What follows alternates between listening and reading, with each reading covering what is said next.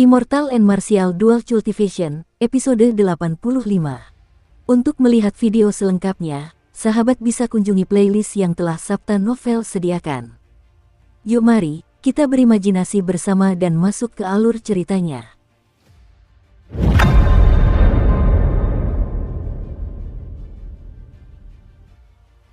Xiao Chen melangkah maju dan meletakkan telapak tangan kanannya di punggung Liu Suifeng, meredam kekuatan tersebut. Baru setelah itu Liu Suifeng berhasil menstabilkan dirinya. Ia memasang ekspresi tidak menyenangkan di wajahnya saat mengucapkan terima kasih kepada Xiao Chen dengan suara lembut. Wang Rong tersenyum tipis sambil memasang ekspresi mengejek di wajahnya. Dia berkata, "Kau bahkan lebih lemah dari yang kukira. Kau bahkan tidak bisa menahan satu pukulan pun. Wang Rong, jangan pergi terlalu jauh. Ini puncak Qingyun," seru Liu Suifeng dengan marah. Wang Rong tersenyum tipis, "Apa yang kulakukan? Aku hanya memintamu untuk pindah. Jangan menggunakan nama puncak Qingyun untuk menindasku. Kau bahkan bukan murid inti, kau tidak pantas melakukan itu." Wang Rong, Xiao Chen mengulang nama ini beberapa kali dalam pikirannya. Sepertinya dia pernah mendengar nama ini sebelumnya, tetapi dia tidak ingat di mana. Meskipun begitu, dia tidak mempermasalahkannya. Wang Rong mendengus saat berjalan melewati Liu Suifeng. Ketika berjalan melewati Xiao Chen, dia tiba-tiba berhenti. Dia menoleh dan berkata dengan senyum mengejek, "Aku lupa, kau tidak peduli dengan statusmu sebagai murid inti.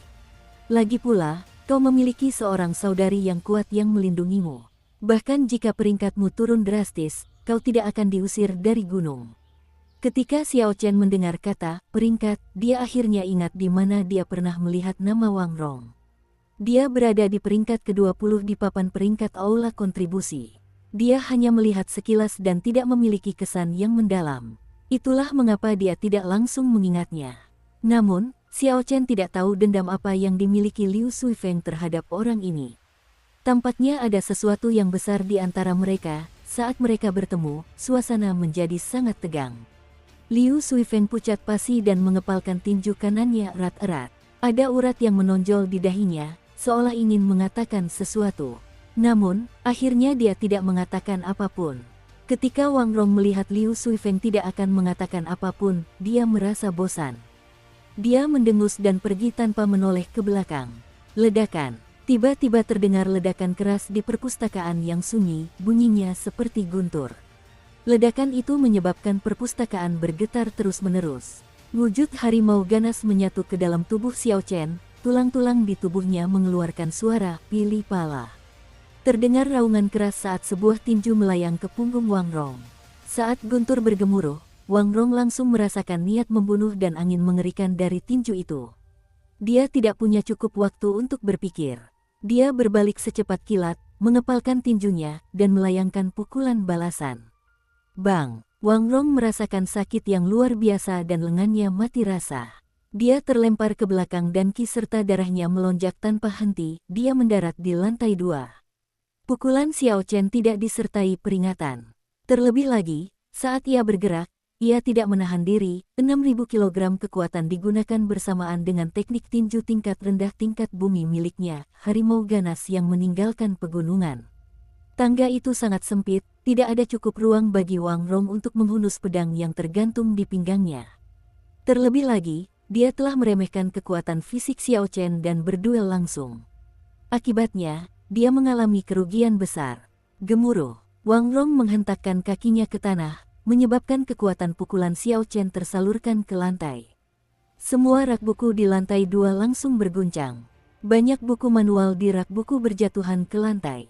Itu Wang Rong, orang peringkat ke-20 di daftar tidak stabil. Dia biasanya berlatih di luar, kenapa dia kembali? Dia bahkan sedang bertarung dengan seseorang. Siapa yang begitu berani menantang Wang Rong? Dalam perang peringkat tahun lalu, Wang Rong adalah yang paling kejam. Dia sama sekali tidak memiliki rasa persaudaraan, dia bahkan membunuh seseorang. Jika bukan karena bakatnya yang tinggi, dia pasti sudah diusir sejak lama. Sudah pasti seseorang di peringkat 20 teratas. Tidak ada orang lain yang berani mengambil inisiatif untuk memprovokasinya, apalagi menyebabkan keributan sebesar itu.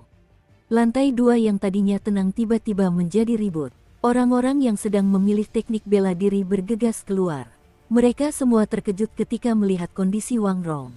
Yang disebut daftar tidak stabil adalah daftar yang terpampang di dinding berwarna emas di aula peringkat. Persaingan di antara 500 peringkat teratas adalah yang paling sengit di seluruh paviliun pedang surgawi. Orang-orang yang mampu mempertahankan nama mereka di sana adalah para jenius.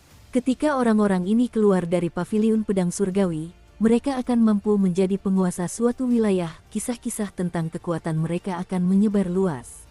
Oleh karena itu, daftar ini juga dikenal sebagai daftar tidak stabil. Orang-orang yang berhasil masuk ke dalam 20 besar adalah para jenius di antara para jenius. Mereka sudah bisa diklasifikasikan sebagai monster, dan Wang Rong adalah salah satu monster tersebut. Siapa sebenarnya yang sedang berkelahi dengan Wang Rong? Semua orang merasa penasaran. Mereka semua melihat ke bawah tangga, ingin mencari tahu siapa yang ada di bawah, siapa orang yang begitu berani. Xiao Chen perlahan berjalan maju, muncul di hadapan semua orang. Ketika semua orang melihatnya, mereka tercengang. Orang yang menantang Wang Rong ternyata adalah dia. Xiao Chen dari puncak Qingyun. Ternyata dia. Mereka terkejut, seseorang yang baru setengah tahun berada di sekte dalam benar-benar menantang Wang Rong, yang berada di peringkat 20 teratas daftar tidak stabil. Wang Rong memasang ekspresi sangat marah di wajahnya. Dia ingin menggerakkan tangannya untuk menghunus pedangnya, tetapi dia menyadari bahwa tangannya tidak mau menurut. Ketika dia melihat, dia terkejut, butiran-butiran kecil darah keluar dari pori-pori lengan kanannya. Dalam waktu singkat, mustahil bagi lengannya untuk pulih ke keadaan semula. Wang Rong mengumpat dalam hati, sialan, aku terlalu ceroboh. Seberapa kuat pukulan orang ini? Lengan kananku menolak untuk menuruti perintahku. Wang Rong unggul dalam teknik pedang, tetapi ia tidak melatih tubuh fisiknya. Ia tidak memiliki cara untuk mengumpulkan lebih banyak esensi ke tangan kanannya dalam waktu singkat. Oleh karena itu, ia bukanlah tandingan Xiao Chen dalam hal kekuatan. Bajingan, beraninya kau menyerangku secara tiba-tiba. Kau akan membayar perbuatanmu itu. Wang Rong meraung pada Xiao Chen, wajahnya dipenuhi amarah. Sebelum Wang Rong kembali ke gunung, dia telah mencapai puncak tingkat Sein bela diri rendah. Meskipun dia memperhatikan Xiao Chen, dia tidak mempedulikannya karena dia melihat bahwa Xiao Chen hanyalah seorang Grandmaster bela diri tingkat tinggi. Namun, Wang Rong tidak menyangka orang ini akan menyerangnya secara tiba-tiba. Terlebih lagi, ia melakukannya dengan kekuatan yang begitu besar, sehingga melumpuhkan tangan kanannya untuk sementara waktu. Ye Chen, jangan melukainya. Kau bukan tandingannya. Liu Suifeng berlari mendekat dan menahan Xiao Chen. Kultivasinya jauh lebih tinggi darimu. Dia mungkin berada dalam posisi yang kurang menguntungkan sekarang, tetapi kau tidak akan mampu menghadapi pembalasannya di masa depan. Xiao Chen menatap wajah Liu Suifeng yang tampak khawatir dan menghela napas dalam hati. Betapa naifnya, sekarang setelah aku melukainya, dendam telah terbentuk. Jika aku membiarkannya lolos sekarang, apakah Wang Rong tidak akan membalas dendam di masa depan? Mengingat karakternya, apakah dia akan menyerah untuk membalas dendam? Jika seseorang terlalu berhati-hati dan takut melakukan apapun, maka hidup di dunia ini akan sia-sia. Xiao Chen tidak berpikir terlalu lama sebelum memutuskan untuk bertindak. Orang ini mempermalukan temannya di depannya dan bahkan mencoba mengejeknya. Jika dia tidak memiliki peluang untuk menang, dia mungkin memilih untuk bertahan. Namun, karena dia bisa, mengapa tidak bertindak? Jika Xiao Chen tidak melakukan itu, maka dia akan bertindak melawan karakternya. Jika dia tetap diam dan merencanakan balas dendam untuk masa depan, pada saat dia bisa memikirkan itu, lawannya sudah mencapai lantai 2. Bahkan jika dia ingin bergerak, dia akan kehilangan kesempatannya. Xiao Chen selalu menjadi orang yang tegas. Dia tidak akan ragu untuk melakukan hal-hal yang telah dia putuskan. Dia akan menggunakan kekuatan besar untuk mengalahkan musuh secara instan. Apakah kau ingin hidup di bawah bayang-bayang orang ini selamanya? Xiao Chen menatap Wang Rong, seolah tak berniat membiarkannya lolos begitu saja. Ketika Liu Suifeng mendengar itu, dia terkejut. Ekspresi rumit muncul di wajahnya, tapi kau benar-benar bukan tandingannya. Dalam beberapa tahun terakhir, dialah satu-satunya orang di paviliun pedang surgawi yang berlatih teknik pedang angin dan petir hingga mencapai kesempurnaan agung. Sial, sial. Sial, beberapa sosok muncul dari tempat yang tidak diketahui. Sosok Liu Qing tiba perlahan. Dia menatap Wang Rong dengan dingin dan berkata, "Pergi, dan jangan kembali ke puncak Qingyun lagi." Ketika mendengar kata-kata Liu Qing, Wang Rong merasa seperti terbebas dari beban berat. Dia melompat dan dengan cepat menghilang dari pandangan semua orang. Dia jelas-jelas melihat tatapan jijik di mata Xiao Chen sebelumnya. Wang Rong sudah pernah melihat tatapan seperti itu di luar sana sebelumnya, dan dia sangat familiar dengan tatapan tersebut. Para bandit itu memiliki tatapan yang sama, dingin dan tanpa perasaan, tegas dalam membunuh. Wang Rong yakin bahwa meskipun Liu Suifeng ada di sini, orang ini tidak akan menahan diri. Xiao Chen mungkin tidak berani membunuhnya di paviliun pedang surgawi, tetapi dia akan mampu memastikan bahwa orang itu tetap terbaring di tempat tidur selama beberapa bulan. Aku tidak bisa membiarkannya hidup, jika tidak, itu akan menimbulkan masalah yang tak berkesudahan bagiku. Saat dia meninggalkan gunung, aku harus mencari kesempatan untuk membunuhnya, pikir Wang Rong dalam hati sambil secercah niat membunuh muncul di matanya. Xiao Chen merasa sedikit kecewa ketika melihat Wang Rong pergi. Dia sangat tahu seperti apa Wang Rong itu. Awalnya dia berencana untuk melukainya sampai dia harus terbaring di tempat tidur selama beberapa bulan. Namun, karena Liu Qing telah mengatakan sesuatu, Xiao Chen tidak berada dalam posisi yang baik untuk bertindak. Dia hanya bisa lebih berhati-hati di masa mendatang, mengawasi kemungkinan balas dendam Wang Rong. Xiao Chen dan Liu Suifeng turun ke lantai pertama dan menyerahkan semua buku panduan yang telah mereka pilih kepada Liu Qing. Liu Qing mengurus barang-barang Liu Suifeng terlebih dahulu sebelum melihat buku panduan yang diserahkan Xiao Chen. Saat melihat buku panduan pertama, ia menunjukkan ekspresi sedikit terkejut. Ia berkata, "Teknik pedang Lingyun ini adalah teknik pedang tingkat bumi yang kurang sempurna. Selain itu, persyaratan kemampuan pemahamannya sangat tinggi. Adikku, apakah kau yakin ingin memilih ini?" Xiao Chen mengangguk, "Senior, tidak perlu khawatir. Saya sudah mempertimbangkan ini dengan serius sebelum mengambil keputusan." Melihat Xiao Chen begitu teguh, Liu Qing tidak lagi berusaha membujuknya dan langsung meminta 400 poin kontribusi. Kemudian dia mengeluarkan buku panduan teknik pedang Lingyun serta sebatang giok. "Teteskan setetes darah di atasnya, lalu ulangi setelah saya. Salinan tulisan tangan ini akan menjadi milikmu setelah itu."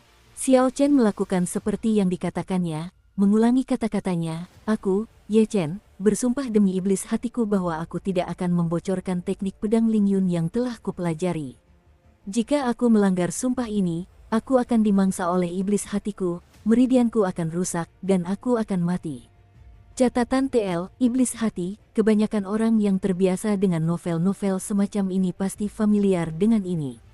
Biasanya ini adalah sesuatu yang mengganggu seorang kultivator, mencegah mereka untuk maju lebih jauh. Ini semacam trauma mental, yang dapat memiliki efek fisik pada kultivator. Xiao Chen tercengang, sumpah yang begitu kejam. Jadi beginilah cara paviliun pedang surgawi mencegah kebocoran teknik rahasia mereka.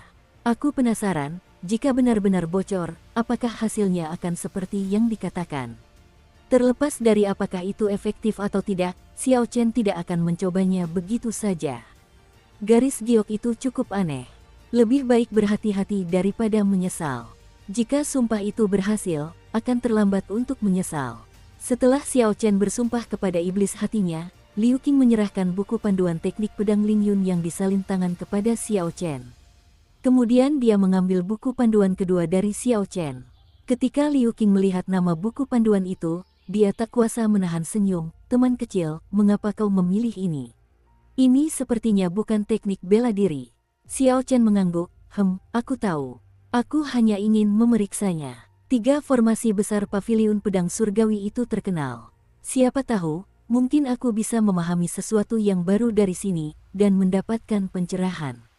Liu Qing menggelengkan kepalanya dan tersenyum. "Jika ini yang kau pikirkan, maka kau mungkin akan kecewa. Meskipun buku ini berjudul Formasi Pemusnah Surgawi 9 Pedang versi sederhana, buku ini tidak ada hubungannya dengan Formasi Pemusnah Surgawi 9 Pedang itu. Manual ini adalah formasi lain, yang berasal dari Formasi Pemusnah Surgawi 9 Pedang. Meskipun kekuatannya besar, formasi ini membutuhkan 9 kultivator dengan tingkat kultivasi yang serupa untuk bekerja sama secara sempurna. Persyaratannya sangat tinggi dan hanya ada dalam teori. Selain pemimpin formasi, 8 orang lainnya harus seperti perpanjangan tangannya, luwes dan alami, tanpa jeda atau keraguan sedikit pun. Tidak ada ruang untuk kesalahan, jika tidak, formasi akan langsung gagal dan menyebabkan reaksi negatif. Xiao Chen sedikit mengerutkan kening, tatapan aneh muncul di matanya. Dia berkata, "Senior, mengapa Anda begitu akrab dengan ini?" Liu Qing tersenyum tipis dan berkata, "Bukan hanya akrab, saya adalah penulis buku ini. Jadi, itulah alasannya." Tak heran dia begitu akrab dengan buku itu seolah-olah itu adalah harta keluarga. Xiao Chen berkata, "Kalau begitu, aku akan mendengarkan nasihat senior dan tidak mengambil buku ini." Dukung terus channel YouTube Sabta Novel. Tunggu sebentar, kata Liu Qing kepada Xiao Chen sebelum menyerahkan kepadanya formasi pemusnah surgawi 9 pedang versi sederhana yang lengkap. Tidak masalah jika kamu memeriksanya saat ada waktu. Siapa tahu, mungkin kamu bisa menemukan cara untuk menyelesaikan masalah yang ada di dalamnya. Xiao Chen sedikit terkejut. Dia mengucapkan terima kasih setelah menerimanya sebelum segera meninggalkan perpustakaan. Liu Suifeng duduk sendirian di tangga batu di luar perpustakaan. Wajahnya tampak murung. Kemungkinan besar dia masih memikirkan kembalinya Wang Rong. Xiao Chen berjalan ke sisi Liu Suifeng.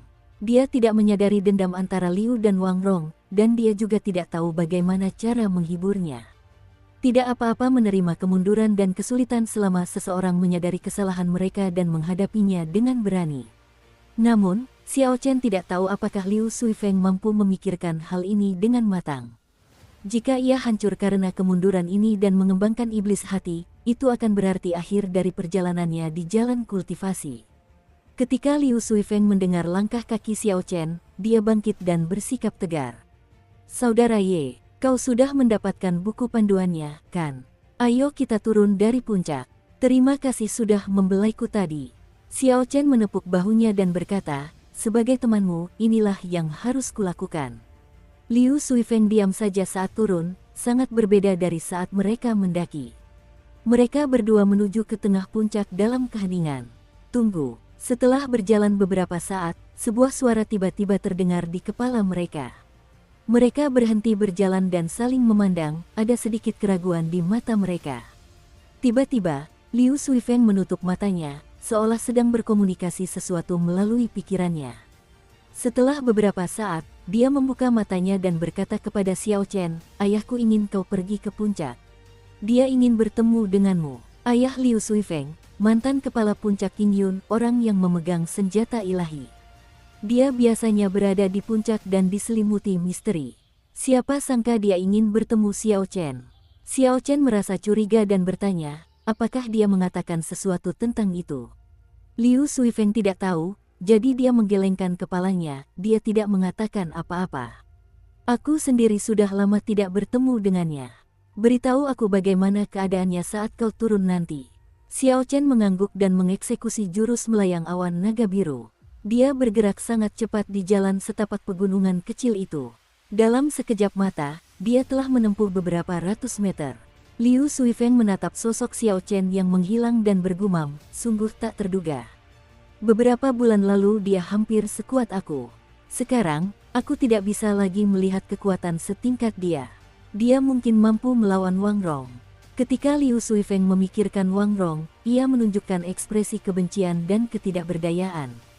Puncak Qingyun berada antara 4.000 dan 5.000 meter di atas permukaan laut. Semakin tinggi seseorang mendaki, semakin curam jalannya. Akhirnya, sampai di titik di mana tidak ada lagi jalan. Setelah itu, pendakian hampir vertikal. Puncak gunung diselimuti awan. Angin kencang bertiup di sana, membuat pakaian berkibar-kibar. Xiao Chen melihat sekeliling. Masih ada 1.000 meter lagi menuju puncak, tetapi dindingnya licin, dan tidak ada pijakan.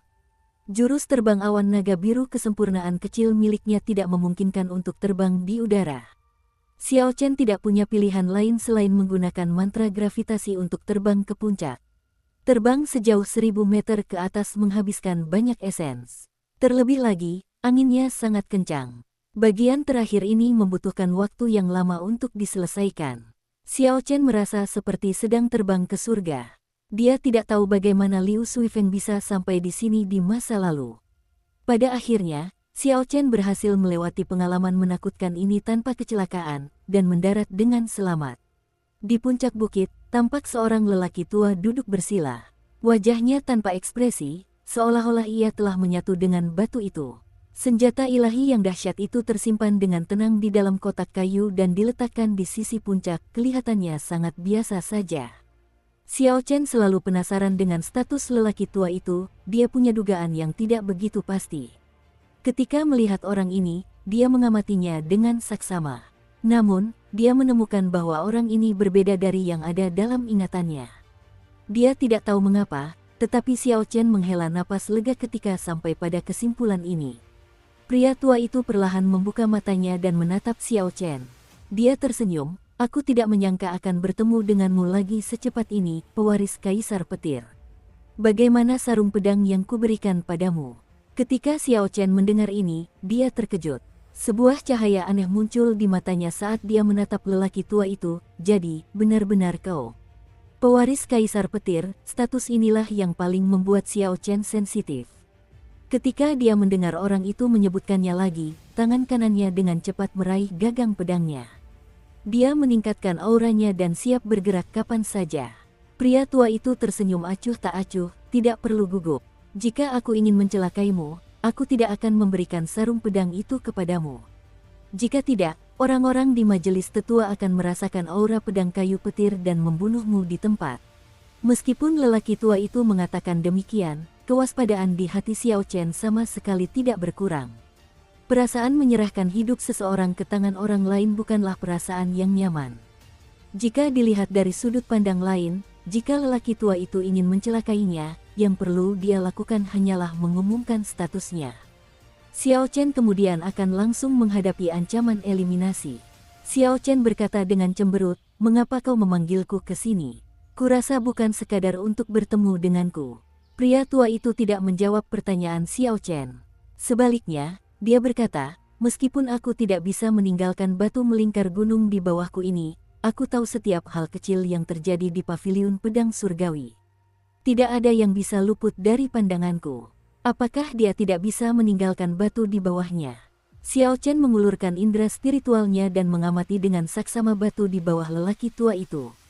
Ketika dia memindainya dengan indera spiritualnya, dia melihat sesuatu yang tidak bisa dilihatnya dengan mata telanjang. Ada tentakel hitam yang mengikat lelaki tua itu erat-erat ke batu.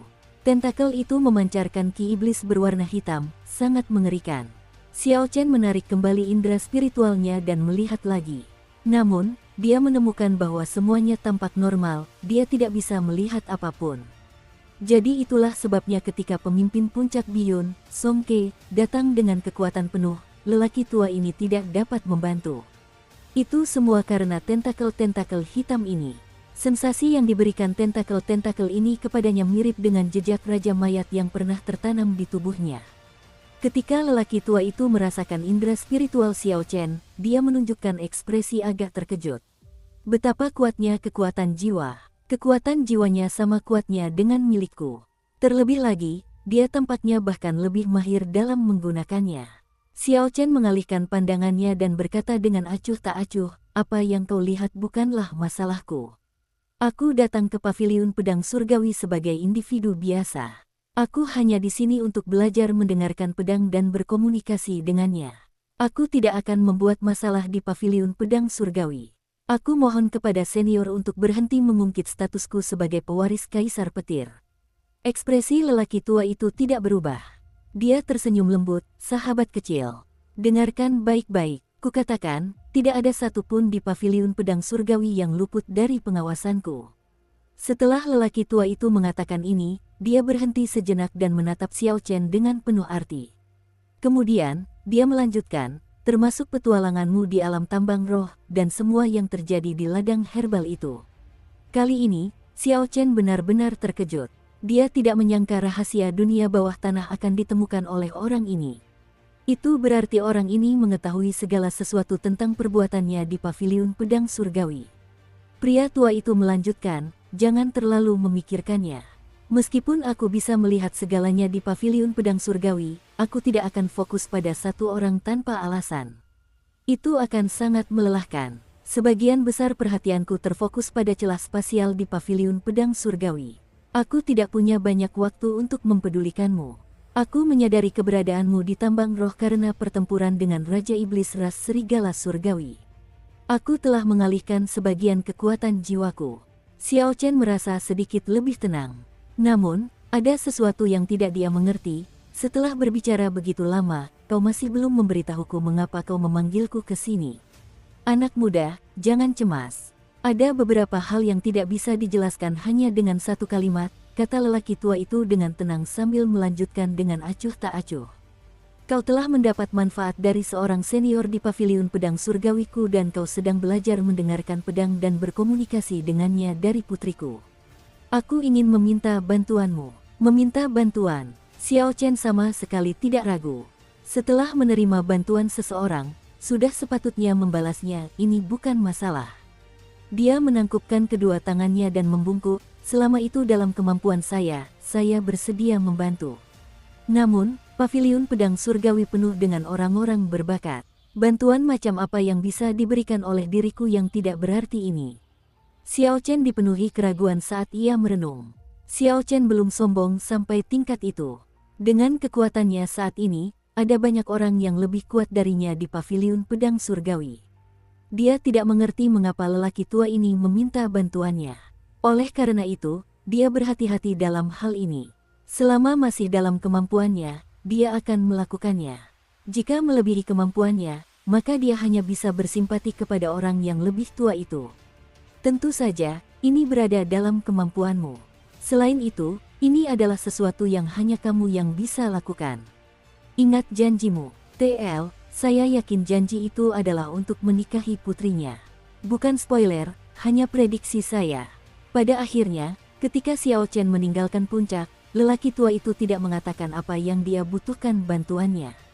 Lelaki tua itu bertele-tele dan terus mengatakan bahwa Xiao Chen hanya perlu mengingat janji hari ini. Xiao Chen merasa sedikit sedih karena telah membuat janji tanpa sebab atau alasan. Namun, waktunya terbatas. Dia bergegas ke arena duel dan mulai dengan cemas mencoba memahami jurus mendengarkan pedang dan berkomunikasi dengannya dengan bantuan Liu Ruyue. Dia tidak punya waktu untuk terlalu depresi. Ketika dia kembali ke halaman rumahnya di malam hari, dia mulai berlatih teknik pedang Lingyun. Waktu selalu terasa sangat terbatas setiap harinya. Tidak ada waktu luang sama sekali. Xiao Chen selalu sibuk berkultivasi atau berlatih. Pada saat yang sama, menjelang ujian murid inti tahunan, seluruh paviliun pedang surgawi seolah memasuki musim sesi pelatihan. Bahkan beberapa murid inti pun tidak berani lengah. Sesuai aturan, beberapa murid inti yang berada di peringkat belakang harus bertarung dengan murid biasa dalam ujian inti. Jika kalah, status mereka sebagai murid inti akan dicabut. Aturan-aturan tersebut menjadi pendorong bagi mereka, menyebabkan mereka tidak berani mengabaikan pelatihan mereka.